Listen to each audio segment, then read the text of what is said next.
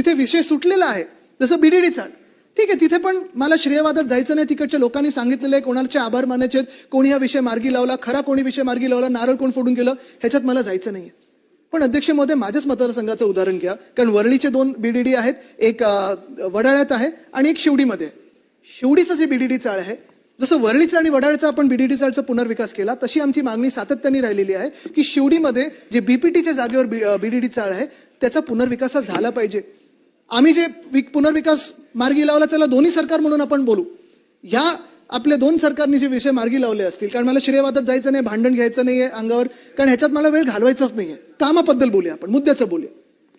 VDD चाळीला जसं आपण तिकडे डेव्हलपमेंट करतोय, विकास करतोय, म्हाडाचा फायदा होणार आहे, आपल्या शासकीय यंत्रणेचा फायदा होणार आहे, आपल्या शासनाचा फायदा होणार आहे, आपल्या तिजोरीचा फायदा होणार आहे.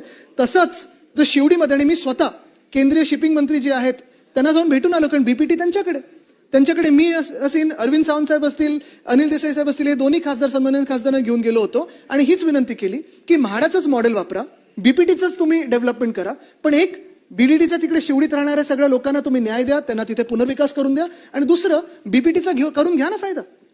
तिथे कॉन्ट्रॅक्टर नेमा, जसं इथे 3 कॉन्ट्रॅक्टर नेमले तसं तिथे नेमा, तिथे तुमच्या तिजोरीत भर पडेल. बीपीटी ईस्ट कोस्टवर आहे मुंबईच्या, एवढी चांगली तिथे इमारत बनू शकते सगळ्या बीडीडी वासियांसाठी, पण का विषय पुढे जात नाही?